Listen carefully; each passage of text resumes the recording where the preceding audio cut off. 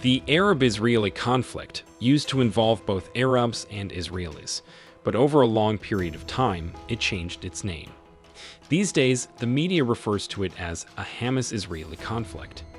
Hello and welcome to Hypano, where we bring you the latest news briefings and analysis on EVs to keep you informed. This hour in focus, we are exploring the Israeli-Palestinian war. But before we proceed, please kindly like and subscribe to this channel by clicking the bell notification feature below to help YouTube learn of your preferences and to receive notifications each time new videos are uploaded on this channel. Let's get started.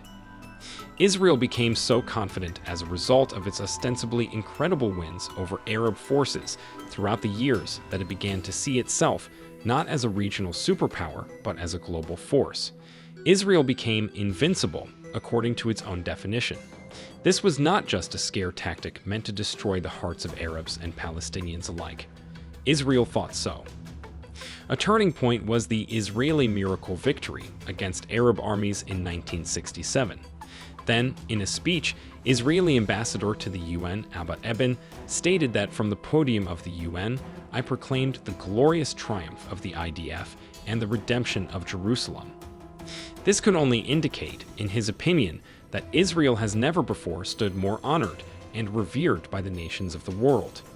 Israel felt the same way about what Eban said. Israel is unconquerable, and even those who had doubts about their government's capacity to defeat the Arabs joined the clamor.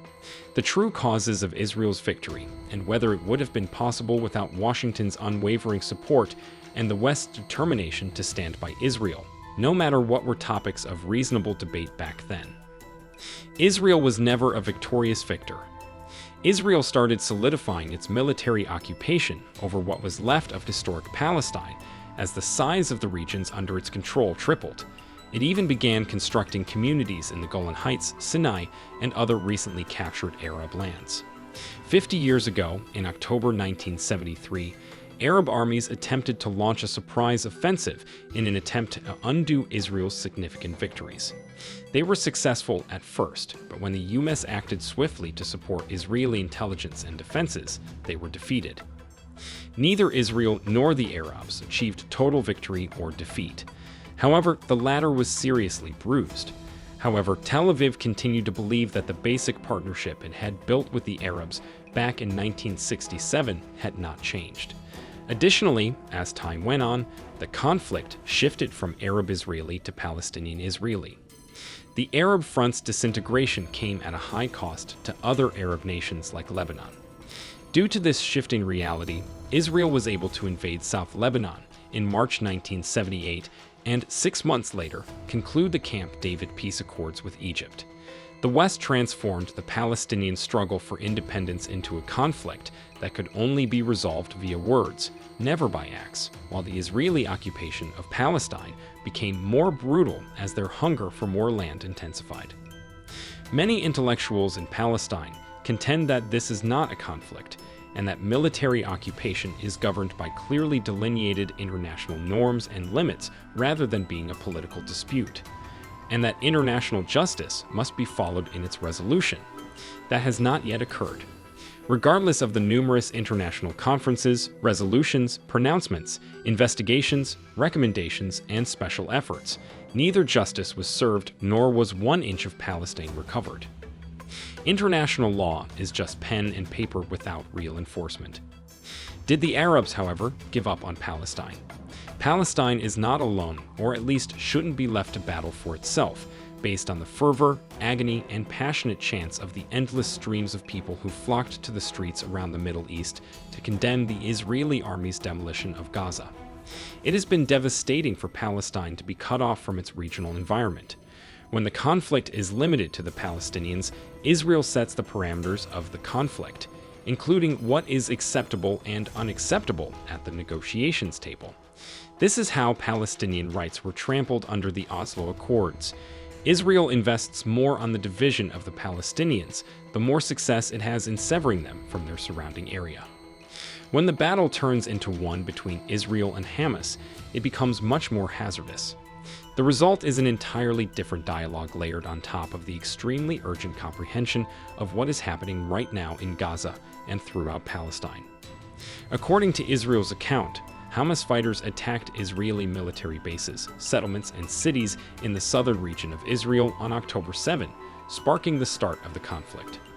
Before the Hamas onslaught, Israel, the West, and corporate media covering the conflict with such care for the suffering of Israelis and disdain for the Gaza firestorm seemed to be indifferent to any other date or event. The Israeli narrative of Palestinians akin to ISIS. Disrupting Israel and its citizens cannot be tarnished by any other circumstance. Palestinian voices that demand to be heard when debating the Gaza war in the correct historical contexts, the 1948 ethnic cleansing of Palestine, the occupation of Jerusalem, the 1967 West Bank and Gaza siege, the 2007 siege on Gaza, and all the horrific wars that before and followed, are shut out of forums. The media, which supports Israel, just won't listen. The Israeli story would have been relentlessly promoted by the media, even in the absence of Israel's baseless accusations regarding beheaded infants. However, let's say that Israel keeps defining the political discourses, historical backdrops of conflicts, and war narratives that influence how the West views Palestine. If that's the case, it will keep obtaining all the blank checks required to maintain its armed takeover of Palestine. This will therefore encourage more disputes, battles, and lies about the causes of the bloodshed. Palestine needs to once again become a regional problem that affects all Arabs in order to end this vicious cycle. It is necessary to refute the Israeli narrative, address Western prejudice, and develop a fresh cooperative plan of action.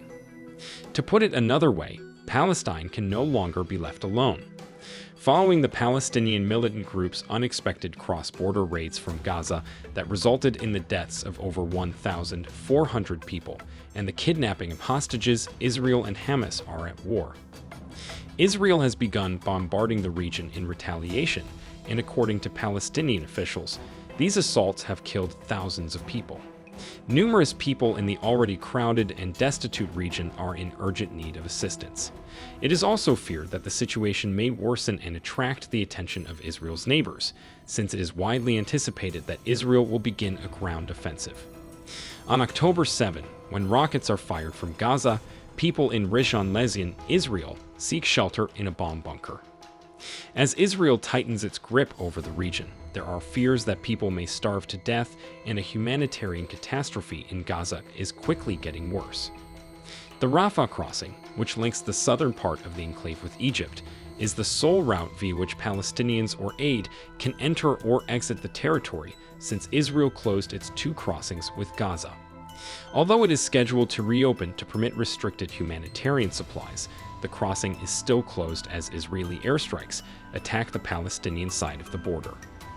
Tuesday saw a horrific explosion tear through Gaza's Al-Ali Baptist Hospital as Israel persisted in its bombardment of the region. The Hamas-controlled health ministry in Gaza reports that hundreds are thought to have perished in the attack, and pictures of the horrific aftermath have sparked protests throughout the region. Israeli officials said that an Islamic Jihad rocket misfired was the cause of the hospital explosion, while Palestinian officials accused Israel of being responsible. Additionally, the U.S. has stated that it does not think Israel is to fault.